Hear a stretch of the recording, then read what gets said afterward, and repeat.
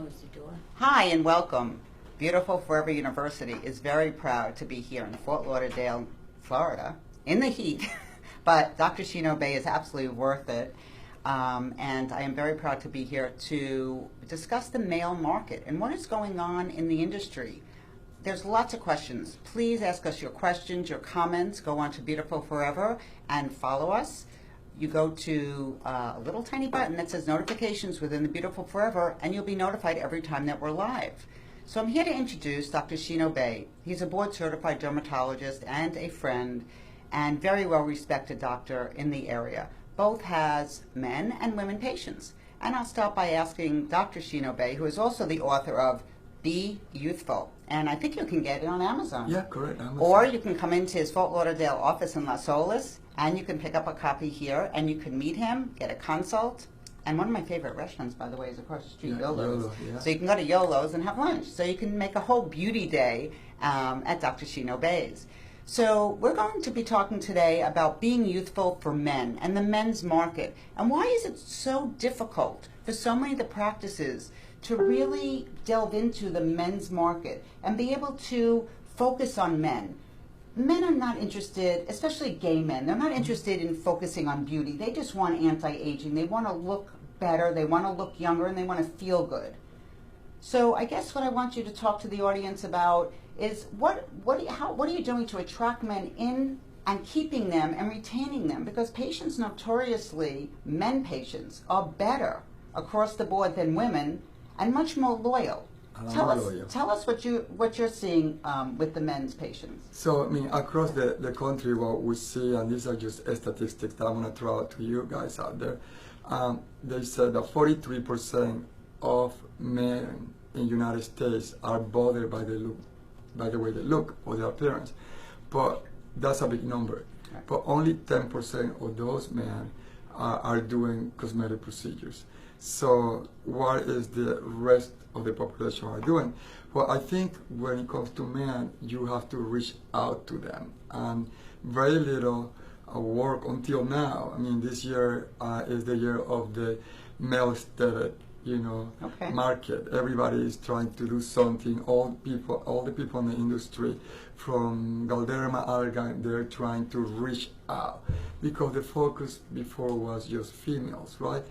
But men do care about what they look like, but they have different concerns. They're a lot more different than women. So in our practice, what we do is, we're trying to, we don't cater 100% to men, but in each room we have TVs, and we're now putting on the loop things about men. It may not be a man that is there, maybe a female that's getting a procedure, but then they look at, that we do neograph, and they say, well, oh my God, this could be beneficial for my husband. He's so concerned about hair loss, or it bothers him, but they can, a female can tell when their partner, they're concerned about hair loss, and they start the conversation, and then usually they bring them here, and then you start with the neograph, and then it translates into other things. But it's very interesting because most of the time it starts with the women bringing the men in. They always say a man has to see himself in a photograph, or a woman has to tell him, but it takes him a long time to make the effort, to make the appointment to come in. Men are shopping more now than they ever did before. The younger men, it's very interesting, the yummy group, are in their 30s. We can call you that, even though you might be 31. But basically, the truth is that the yummy, urban, yummy men are really starting to care about the way that they look. They're interested in status. And then we look at I can't believe it's 20-something years old, the word metrosexual, because that seemed like it was a new thing years ago, but it's over 20 years now. But, there's still those men that are working longer. Mm-hmm. But, when you do marketing, are you marketing directly to the men's market? Are you actually sending out emails or having men's nights? Do anything specific to get men, or is it really the women you feel that are bringing the men in to your business? Well, we have tried a lot of that. We're trying to have like a caveman day, or you're trying to do Fridays to be for male, but it never works out that way, right? Okay. It's just to you get you hear from other people, you try to keep the males apart with the females, they feel more comfortable. But it sounds great in theory, but in reality it never works out that way. So from time to time we do on social media put advertising that we're going to have a special for men, and we call that maybe like bro talks or boy talks and things like that. But usually it never attracts as much as we would think, right? So I think for the most part, men either are that come here, they're searching themselves, Okay. you know, without any help, or the majority of my patients, their partner, females, wives, you know, girlfriend, they're bringing them here. Usually around Father's Day is a good time to Right. bring it. You know, they buy a package for laser hair removal, they buy a package for neurotoxins, Botox, this for the CrossFit. Are you selling a lot of gift certificates? Or, you know, are you thinking that, you know, gift certificates to sell to the women would be great to bring the men in? Exactly, definitely that's the way it goes. So a female is here and they live with their man at home, so they know what their concerns are. So a gift certificate is a great idea, and having special like Father's Day special, Christmas, any kind of special where you can promote this gift certificate will definitely help any practice. And then, you know, what's a huge market, and you have Wilton Manors, you have Fort Lauderdale, you have huge areas here of gay men who all want to look amazing, they want to look great, they want to look young, and they have a lot of disposable income because they don't have a household with 5 children.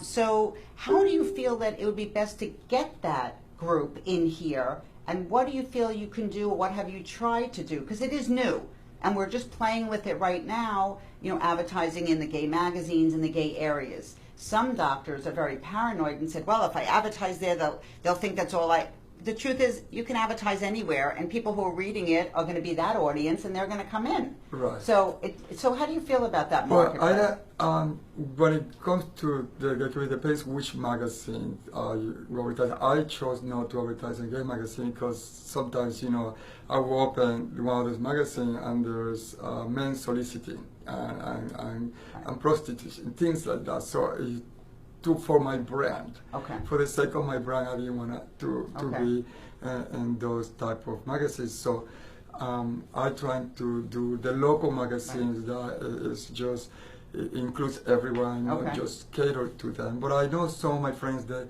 they do that and they do it really, really well, because I mean people need to know what you do Right. and the type of procedures you offer. But I mean basically, you know, even though I don't advertise a lot for men, Right. I mean, my practice, I would say we're like 25%. We have males here and maybe 30%, which is just by word of mouth. And again, their female counterparts trying to bring come them to in. bring them in. Yeah, and that's very typical. I mean, I wonder if we had a men's cocktail party, you know, for men only, or we did something even at YOLO's across the street, and we had some sort of event, if that would draw the men in. Or maybe it has to be something around sports.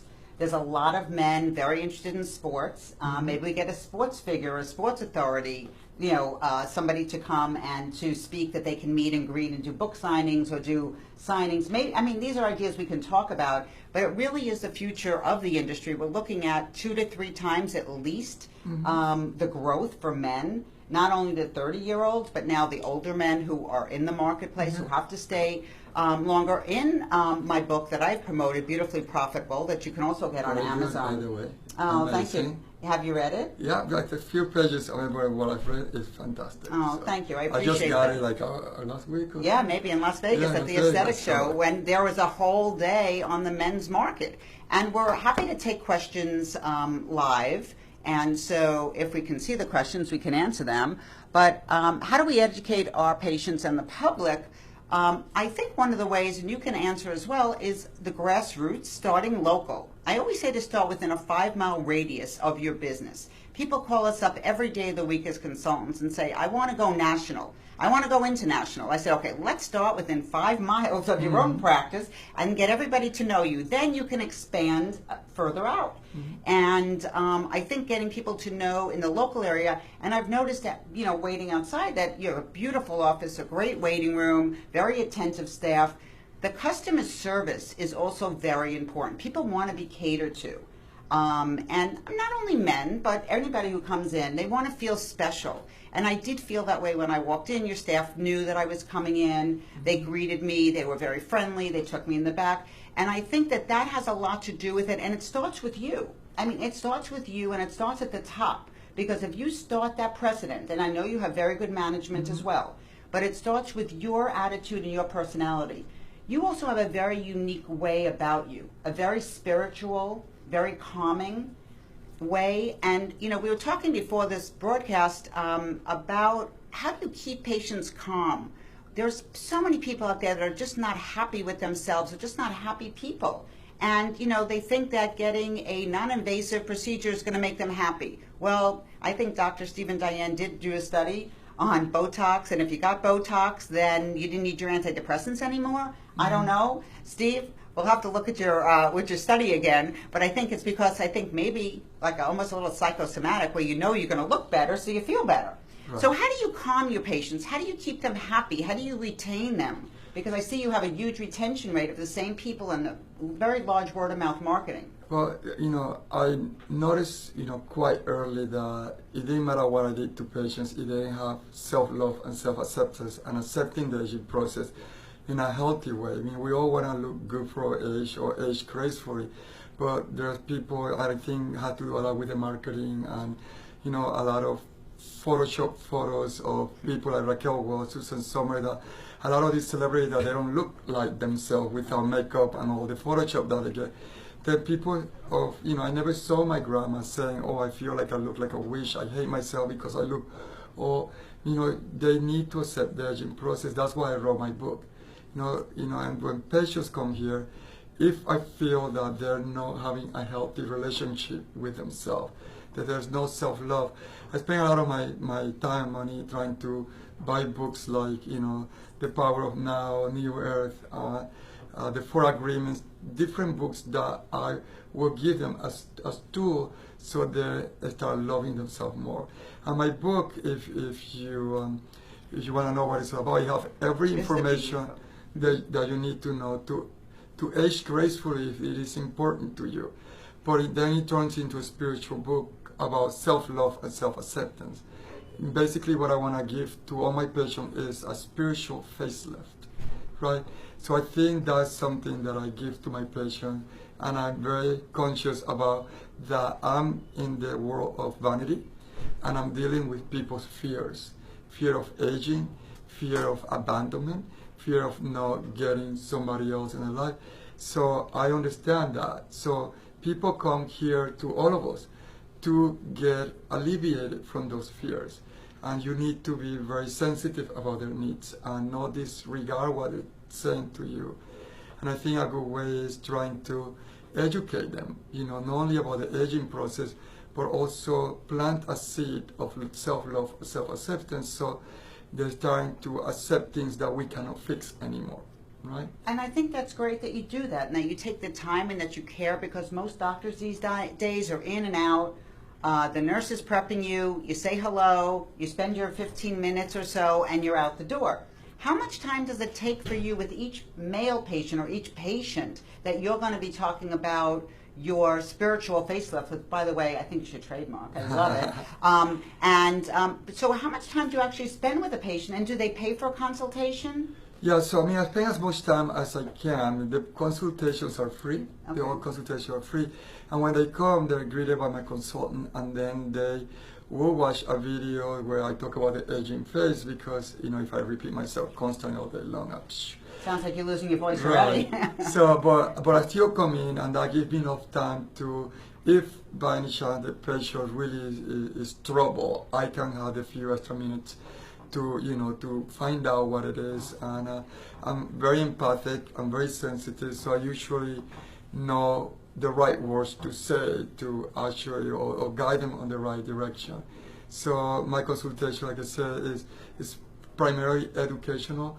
I don't like to point out flaws, you know, I just let the patient tell me what they're there, and then after I educate them, I tell, well, this is what I see, and this is a good plan for you, and then we go from there.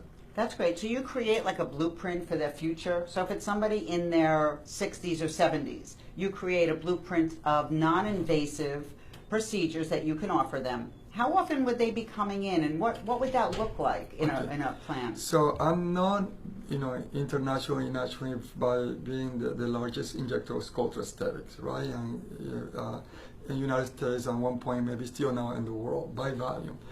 And I love this product, and I was one of these person that did not want to use it because it was a resin when it came out, and I never saw anything great with it. And it was because nobody knew how to use it. Right. So for me, my philosophy, the power of sculptural aesthetics is to preserve or imitate the architecture of the bone. And if I can show you some of my before and after my work, you could see how I can do that. So when the patient comes into my consultation, unless they have a absolute contraindication, not be able to use polylactic acid, I believe that anybody that's 50 plus should be using polylactic acid to imitate or maintain the architecture of the bone. So that's my plan. If you're younger, I can imitate fat with anything. So I tell my patient or my education, after 40, we start looking older, but we don't look elderly. We just look tired to people or to ourselves. Past 50 and beyond, we start looking elderly because we're losing the architecture of the cheekbone. The cheekbone is sign of youth,